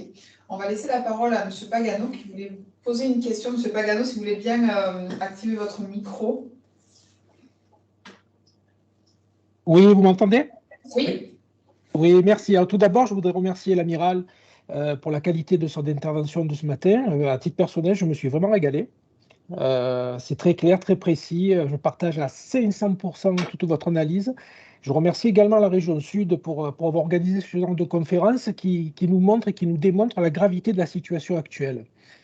Contrairement aux guerres passées, à mon sens, il me semble que cette fois-ci, nous avons des puissances nucléaires face à face. On n'est pas comparable à 14-18, à 39-45 ou aux guerres napoléoniennes. C'est une guerre, à mon avis, historique. C'est-à-dire que nous avons des puissances nucléaires face à face et des armes nucléaires qui n'ont rien à voir avec Hiroshima et Nagasaki qui ont fait 120 000 morts en quelques secondes. Donc, c'est-à-dire qu'ils peuvent rayer l'humanité complètement. Donc, à un moment donné, moi, je pense que je suis catastrophé. Je ne sais pas ce que mes camarades en pensent. Je suis extrêmement inquiet pour mes enfants, pour mon fils qui a 20 ans, pour l'avenir de nous toutes et nous tous, parce que je trouve que nous sommes en décadence complète, morale, psychologique, sociale. Nous avons une société, j'ai l'impression que je ne comprends plus rien, j'ai l'impression qu'on marche à l'envers complètement. Je ne fais pas du tout de politique, hein, parce que c'est un problème qui dure depuis des dizaines d'années. Personne n'est responsable, mais à l'arrivée, je pense qu'en face, nous avons des gens structurés, qu'on les aime ou qu'on ne les aime pas, que ce sont des dictateurs ou pas, c'est un fait. Ils représentent 40 à 45% de l'humanité. On a plusieurs milliards de personnes qui nous détestent aujourd'hui, qui ne comprennent pas le fonctionnement de l'Occident. C'est une réalité. Donc nous, je pense qu'on n'est pas du tout en ordre de marche pour faire une guerre. On n'arrive même pas à tenir notre propre pays et notre propre justice sur notre sol. Donc aujourd'hui, la question que je me pose, c'est comment serions-nous prêts à faire une guerre à des puissances aussi prêtes et en ordre de marche, surarmées, qui ont toutes les ressources mondiales. On n'a plus aucune ressource. Comment pouvons-nous mobiliser notre jeunesse actuelle qui passe ses journées sur Netflix et je ne généralise pas, excusez-moi, je ne généralise pas ce que je dis, mais je trouve que les jeunes ne sont pas du tout pris, ils sont dans leur bulle, ils sont dans les nuages, les parents, on est complètement désemparés. On veut légaliser le cannabis. Moi, je ne comprends plus, je ne sais plus où on vit. Hein. J'ai énormément de mal à éduquer mon enfant, je vous le dis. Je passe des nuits et des jours à lui faire des leçons, je n'y arrive plus. Donc, et la question que je me pose et qui est primordiale, le peuple n'est pas concerté. On est en train de nous diriger vers une troisième guerre mondiale qui pourrait durer 10 minutes. Mais moi, je suis désolé, je suis pour le peuple ukrainien, ça me fait énormément de la peine. Oui, je suis solidaire aux Ukrainiens. Poutine a fait une énorme erreur en envahissant l'Ukraine, ok, mais une fois qu'on a dit ça, personne ne nous demande notre avis. C'est-à-dire que la diplomatie française n'a aucune autonomie. Quand je vois que Mme van der Leyen, qui est élue par personne, elle représente la diplomatie européenne et qui parle en notre nom et qui accompagne les chefs de la diplomatie française, italienne, elle les accompagne comme des enfants en disant ce qu'il faut faire, ce qu'il faut donner, ce qu'il faut armer. Mais quand c'est qu'on interroge un petit peu le peuple français, moi, ce que j'attends de la France très sincèrement, que la France se prenne de la hauteur, comme elle l'a fait en Irak. Comme elle l'a fait en Irak, en disant qu'on est on est la seule puissance nucléaire en Europe autonome. On a notre mot à dire. Et à un moment donné, je suis désolé, il faut stopper cet engrenage infernal qui nous entraîne vers un massacre. Je pèse mes mots. Et on n'est pas prêt à ça. Je pense qu'on n'est pas prêt à ça. Et en face, on a des gens qui sont prêts. Regardez, je vous donne l'exemple. Je termine, hein, pardonnez-moi. Allez-y. Je vous donne l'exemple de Lampedusa. Il est devenu un bateau de pauvres migrants, entre 7 et 10 000, voire 11 000. On ne sait pas les chiffres officiels. Mais tout le monde tremble en ce moment, on ne sait plus où on est. Mais vous savez qu'il y a des centaines de milliers qui vont arriver dans les semaines et dans les mois à venir. Donc on va être déstabilisé de l'intérieur. Comment pouvons-nous prévoir une guerre à l'extérieur? Et surtout, il paraît-il qu'on a 3 jours d'armement et de munitions. Donc moi, je suis très inquiet, je vous dis la vérité, très inquiet qu'on ne nous demande pas notre avis. Merci. Merci, M. Pagano. Merci. Hein. Merci beaucoup. Alors, je ne suis pas aussi pessimiste que vous. De toute façon, c'est compliqué. Hein. Votre constat, je le comprends très bien. Je vais essayer de répondre point par point. Mais moi, je ne suis pas pessimiste et je vais vous expliquer pourquoi. Alors, la guerre nucléaire. Oui, c'est sûr que l'humanité, le jour où on a inventé cette arme, mais vous savez, avec l'intelligence artificielle, c'est une autre façon, mais il y a une façon de détruire. À mon avis, on a, avec l'intelligence artificielle, un truc équivalent à ce qu'on a inventé avec la bombe atomique. Mais c'est vrai qu'il y avait un avant et un après. Donc je ne suis pas du tout en train de dire que c'est une arme comme les autres, pas du tout. Donc on a effectivement aujourd'hui sur cette planète des outils qui permettraient de volatiliser l'humanité. On est d'accord. Donc il y a un avant, un après. Moi, je n'ai pas le sentiment, en tout cas les gens qui ont ces armements, ne sont pas du tout des fous furieux. Et vous savez, d'une manière générale, je trouve que c'est marrant, cette habitude qu'on a de traiter de fous furieux les gens qui ne raisonnent pas comme vous. Mais il y a des logiques différentes, des raisonnements différents. Je ne dis pas du tout que c'est ce que vous avez fait, hein, mais je le dis parce que très souvent, on a peur du fou qui prend l'arme atomique et qui tire. Moi, je crois que les gens raisonnent, et d'ailleurs la dissuasion nucléaire a fonctionné depuis qu'elle existe. Alors vous me direz, elle n'existe pas depuis une éternité, mais enfin, bon, depuis 1945, on s'est rendu compte qu'on a eu énormément d'occasions de conflits majeurs. Vous voyez, moi, je suis rentré en 80, je vous ai rappelé, en 80 dans la marine, on s'attendait à un conflit mondial. Et finalement, on n'a pas eu à cause du nucléaire. À cause du nucléaire. Et une fois encore, je le dis, si la Russie n'avait pas eu le nucléaire, elle n'aurait pas envahi l'Ukraine, et si l'Ukraine avait eu le nucléaire, elle n'aurait pas été envahie par la Russie. Donc vous voyez, je crois qu'il y a un côté pacificateur du nucléaire. Et donc je ne pense pas du tout que nous soyons sur un toboggan qui nous mène à la guerre nucléaire. Ça, que les Russes le fassent croire, ils ont tout à fait raison de le dire, parce que c'est un bon moyen pour nous d'arrêter d'aider les Ukrainiens et eux de gagner. Donc c'est logique, moi je serais une fois encore conseiller de Poutine, je lui dirais il faut jouer à fond cette carte-là, sans trop vous décrédibiliser quand même, parce qu'à force de le dire, les gens vous finiront par plus vous croire. Du coup, je passe à l'Ukraine. Moi, personnellement, je pense qu'on a très bien fait d'aider l'Ukraine. Je pense que si on avait aidé la Pologne en 1939, comme on a aidé l'Ukraine en 2022, eh ben on aurait gagné une guerre mondiale. Parce que je pense qu'Hitler se serait arrêté. Le problème, c'est que comme Hitler a gagné la Pologne beaucoup plus facilement qu'il ne le pensait, il s'est dit, bon ben voilà, ça y est, c'est gagné, en face, il n'y a plus personne. Et d'ailleurs, objectivement, il n'y avait plus personne, et même nous, qui est réputés très forts, on a perdu en un mois. Mais, vous voyez ce que je veux dire? Il y a un moment, je suis militaire, hein, donc ça, c'est, pour le coup, j'ai des arguments, ça fait 40 ans que j'ai réfléchi à ces questions. Je pense qu'il y a un moment, si vous ne répondez pas aux défis, alors il faut s'attendre au pire. Au pire. Et je ne dis pas du tout que la Russie est un pays horrible, etc. J'ai beaucoup travaillé avec les Russes et d'une certaine façon, je crois comprendre un peu la logique dans laquelle ils sont. Mais ils se sont embarqués dans une aventure parce qu'ils pensaient que ça serait beaucoup plus simple et finalement, c'était pas simple et du coup, ils ont échoué. Et s'ils avaient gagné, alors je peux vous garantir que Poutine ne se serait pas arrêté là, et deux, tous les gens qui nous veulent du mal dans le monde, et comme vous l'avez dit, il y en a quand même beaucoup, ils se seraient dit, on y va, maintenant c'est l'Halali, les Européens, il n'y a plus rien. Il n'y a plus rien, c'est une proie bonne à prendre, et soyons les premiers à le prendre.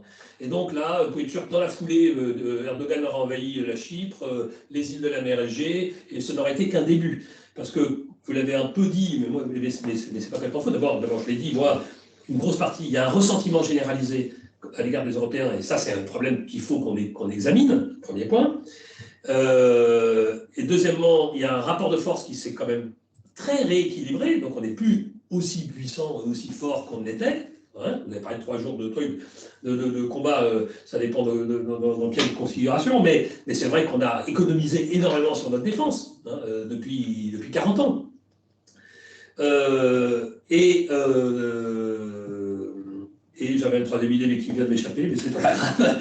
Mais on a au sud des gens qui ont des leviers. Ah oui, l'Europe ne fait pas peur. Et ça, c'est vrai. L'Europe ne fait pas peur. Les États-Unis font encore un peu peur, parce que, bon, ils ont fait suffisamment ils sont passés à l'acte suffisamment pour vraiment qu'ils inquiètent, et ils sont tellement forts, quand même, militairement notamment, que les gens se méfient un petit peu.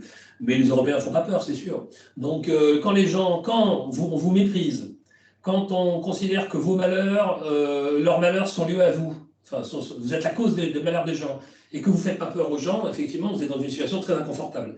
Donc, je pense que l'Ukraine a redonné un petit peu de crédit au fait que les Européens n'étaient pas prêts à passer à la casserole, si vous me permettez cette expression un peu triviale. Après, moi, je vais vous dire, moi, je ne suis pas pessimiste parce que la jeunesse la jeunesse française, elle est comme tout le monde, elle est comme beaucoup de la jeunesse occidentale, elle est très déstabilisée, parce que le monde, voilà, on a passé 30 ans dans nos canapés, et d'un seul coup, on s'aperçoit qu'à l'extérieur, ça s'agite de partout, donc il y a une espèce d'inquiétude, il y a aussi ce cocon, et puis il y a cette individualisation liée au Internet, etc. Enfin, tous ces phénomènes sociétaux que vous connaissez tous par cœur. On a une jeunesse un peu déstabilisée, mais moi, je venais à les armées, la moyenne d'âge dans les armées, c'est moins de 30 ans, hein, donc j'ai passé presque 40 ans avec des gens qui étaient beaucoup, enfin, progressivement, j'ai vieilli, j'ai commencé à 20 ans, hein, donc, mais voilà, à la fin de ma vie, qui était beaucoup plus jeune que moi, qui avait l'âge de mes enfants, et je peux vous dire qu'on a une jeunesse exceptionnelle, qui n'a absolument rien à envier, pour peu qu'on la mette dans un environnement favorable, rien à envier au passé, quoi. Des gens qui sont des héros, un potentiel d'héroïsme qu'on sous-estime. Je vous le dis très simplement. Et les armées françaises, elles sont issues de tous les milieux sociaux. Du bac-5 de la banlieue au bac+8 de l'université, des gens qui rentrent quelquefois par hasard dans les armées, pas nécessairement parce que c'est des héros sur pattes, mais à qui on donne l'occasion de révéler leur positivité et qui surprennent, qui nous surprennent, qui vont surprendre jusqu'à la fin. Donc, parlez-en à des... je suis convaincu de ne pas être le seul à dire ça. Parlez-en à des gens qui ont été confrontés à ce genre de choses. On a une jeunesse, un potentiel dans notre jeunesse exceptionnel. Et mon dernier point, c'est que je pense qu'on est quand même des héritiers d'une civilisation exceptionnelle. La civilisation européenne, elle a fasciné le monde pendant des décennies, y compris alors qu'on n'était pas parfait, qu'il y avait la colonisation, qu'on n'était pas toujours en ligne entre ce qu'on disait et ce qu'on faisait. Mais malgré tout, les gens disaient quand même, ils arrivent à être performants, à avoir des services publics qui marchent, à apaiser leurs relations sociales, à donner la vie à tout le monde. La démocratie, c'est quand même juste incroyable, quoi. Il n'y a pas, dans l'histoire de l'humanité, la démocratie, c'est quand même quelque chose qu'il faut préserver. Et on a les outils intellectuels, culturels, on est héritier de ça. Et à mon avis, on n'est pas tout à fait à la hauteur de ça. Et je veux peut-être finir là-dessus. Une des raisons qui explique, je suis prêt à continuer, mais une des raisons qui peut expliquer le ressentiment. Alors, il y a tout, il y a les inégalités objectives, il y a la guerre en Irak, en Afghanistan, ou en Libye, il y a énormément de choses, mais il y a aussi le fait qu'on a déçu. Moi, je pense ça. Je pense que les Européens, on va dire les Occidentaux, parce que les Américains, c'est un peu à part, mais bon, n'ont pas été à la hauteur des idéaux qu'ils ont promus et qui les ont construits. Et là, la déception, c'est un moteur de ressentiment. Les parents le savent avec leurs enfants. Quand vous décelez quelqu'un, c'est très dur. C'est très dur. Et ça crée un antagonisme, une agressivité, ce qui est normal. Et d'ailleurs, il faut l'accepter. En disant, voilà, dans tous ces cas-là, il faut savoir dire, je t'ai déçu, j'essaierai d'être meilleur la prochaine fois. Et c'est un peu, vous avez peut-être compris mon idée, ça fait partie de la démarche intellectuelle que nous devons collectivement faire, parce qu'on ne s'en sortira pas, ce n'est pas la baguette magique, c'est ni le sauveur qui nous... C'est ça la démocratie. On a la chance de vivre en démocratie. Donc les citoyens doivent ensemble élaborer une vision du monde et puis des solutions collectives, etc. Mais c'est peut-être en disant, oui, d'accepter qu'on s'est trompé, d'accepter qu'on n'a pas été à la hauteur des idéaux, et ce n'est pas pour autant que nos idéaux étaient complètement bidons, ni irréalistes, c'est que, voilà, on a mis la barre très haut, on n'a pas fait l'effort, etc. Bon, voilà. Mais nos grands-parents, nos arrière-grands-parents ont vécu des choses beaucoup plus dures que ça, ils n'ont pas perdu courage, et c'est pour ça qu'on est ici, là où on est. Donc à nous d'être aussi courageux qu'eux, si je puis dire. Merci beaucoup pour ces propos courageux. Alors, il y aura de la frustration, on s'en excuse par avance, mais voilà, donc toutes les choses même passionnantes doivent avoir une fin. Donc, il y avait des interrogations encore sur, justement, aujourd'hui, les manières de faire de la politique étrangère. Est-ce que c'était comme avant, comme sous les Vikings, j'ai vu, ou les Romains, ou est-ce que c'était les multinationales qui faisaient aujourd'hui la géopolitique? On avait des interrogations aussi sur la question des crises, la peur, puisque la question des peurs est revenue à la fin, la peur donc de la crise écologique, est-ce qu'elle va renforcer ces questions de migration, est-ce que la question aussi de la peur de la crise économique, puisqu'on a aussi en ce moment des menaces qui planent sur l'économie mondiale, pour pas forcément l'orage, mais en tout cas les nuages qui s'amoncellent. Et des interrogations, enfin, aussi sur la question de la politique étrangère de la France, c'est-à-dire, effectivement, on parlait de l'Europe, mais voilà, est-ce qu'on peut comparer finalement parler de l'apprentissage, hein, vous avez fait part de votre confiance dans la capacité voilà, d'apprendre de nos erreurs. Est-ce que justement il y a eu des erreurs aussi en Libye? Est-ce que c'est la même chose que l'Irak? Est-ce que voilà, on peut finalement arriver aujourd'hui à éviter l'erreur? Est-ce qu'il y a une erreur vraiment qu'il ne faudrait pas faire? Et finalement, quelle est un peu la politique française qu'il y a sur cette zone? Bon, c'est les 3 grandes questions qui sont remontées. Je ne sais pas si vous pouvez faire un dernier tour sur ces sujets ou si l'on arrête là, c'est vous me dites. Hein, mais je pense qu'après, par contre, vraiment, je dis, on arrêtera les questions parce que le sujet est sans fin. Nous avons toute la mer, nous n'arrivons pas à la Méditerranée à vider, même si elle est petite. Je vous remercie. En conclusion, je pense que je vais essayer de répondre et en même temps de conclure mon intervention. Je reviens sur l'idée initiale. Je pense que vous avez compris que nous vivons vraiment une période de changement. Nous sortons d'une période de 30 ans en ligne droite, en quelque sorte. Voilà, c'est fini. Alors c'est facile de faire de la politique quand on est en ligne droite, il n'y a pas grand-chose à faire, on laisse les choses faire, on gère les crises un peu au fil de l'eau quand il y en a, et puis surtout les surplus, on distribue le gâteau, facile de distribuer les gâteaux. C'est quand la tempête arrive que là, on commence à dire « Ah là là, bon, terminé, bon. » Et on regrette peut-être de ne pas avoir profité de la période de faste pour anticiper la tempête. Ça, c'est vrai. Mais c'est un peu humain aussi. Bon, donc on n'a certainement pas anticipé la tempête. Donc ça, c'est vrai. Mais il faut accepter que la tempête arrive. C'est pour ça que j'avais l'orage approche. Prendre son parapluie ne fait pas pleuvoir. Prévoir la tempête et anticiper une tempête qui serait très violente ne la fera pas advenir. Simplement, si elle arrive, eh ben, on sera prêt et ça se passera mieux. Et si elle n'arrive pas, ça nous aura obligé de tout revoir et peut-être même de nous améliorer, même s'il n'y a pas la tempête. Donc, de toute façon, c'est gagnant. Ça demande un effort, mais c'est gagnant. Donc, la diplomatie, bien sûr, comme les armées, mais comme la gestion de notre société, l'énergie, les problèmes énergétiques. On a joué la facilité, la consommation, la délocalisation. C'est plus facile de payer nos blue jeans le quart du prix de revient si on les fait fabriquer à l'autre bout du monde. Bon, c'est vrai qu'on met les gens au chômage, mais on leur dit bon, on te donne de l'argent quand tu es au chômage, donc finalement, on ne te plaint pas. Mais ce n'est pas une société. C'est pas une société. Bon, aujourd'hui, je lance quelques pistes comme ça, c'est des choses qui me frappent quand on dit on va faire une grande avancée démocratique, on va tirer au sort les gens qui vont décider entre eux. Je ne trouve pas que c'est une avancée démocratique. Ma mère a voté pour la première fois à 27 ans, je peux vous dire qu'elle m'en parlait en disant le jour où j'ai voté, elle a quasiment pleuré. Bon, donc entre le vote et le tirage au sort, il n'y a pas photo. Simplement, les gens ne votent plus. Mais c'est absurde, pourquoi ils ne votent plus? Alors que c'est tellement. Il y a peut-être pays où ils voudraient voter, mais nous, ils ne votent plus. Donc vous voyez, il faut retrouver, je pense, et la tempête nous fera retrouver ça. Si on prend conscience que ça change, et je ne parle même pas du réchauffement climatique, etc., mais on va se poser les bonnes questions. Et si on se pose les bonnes questions, on trouvera. Parce qu'il n'y a pas de raison. Il n'y a pas de raison. L'éducation qui s'est cassée la figure, c'est sûr.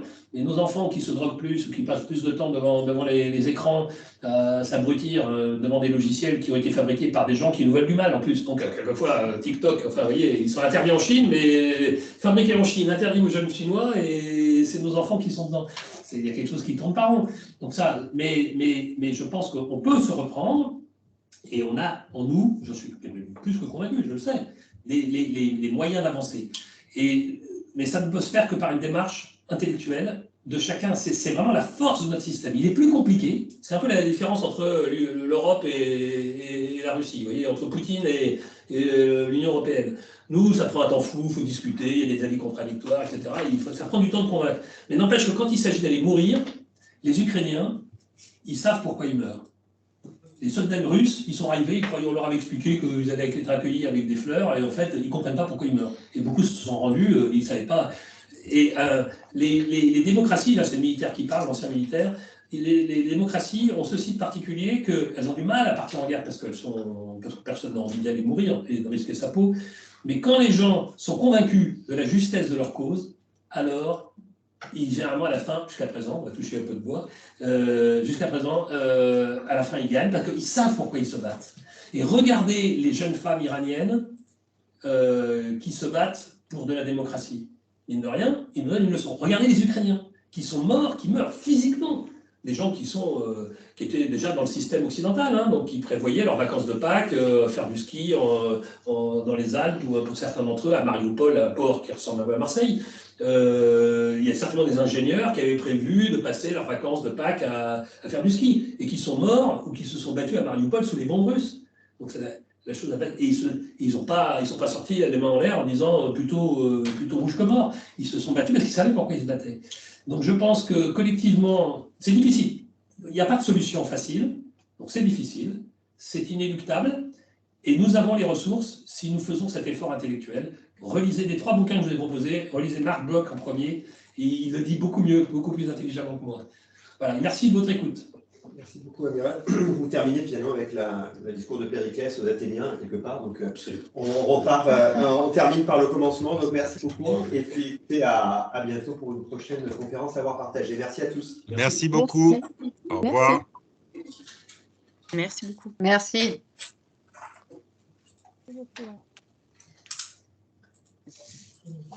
Sophie.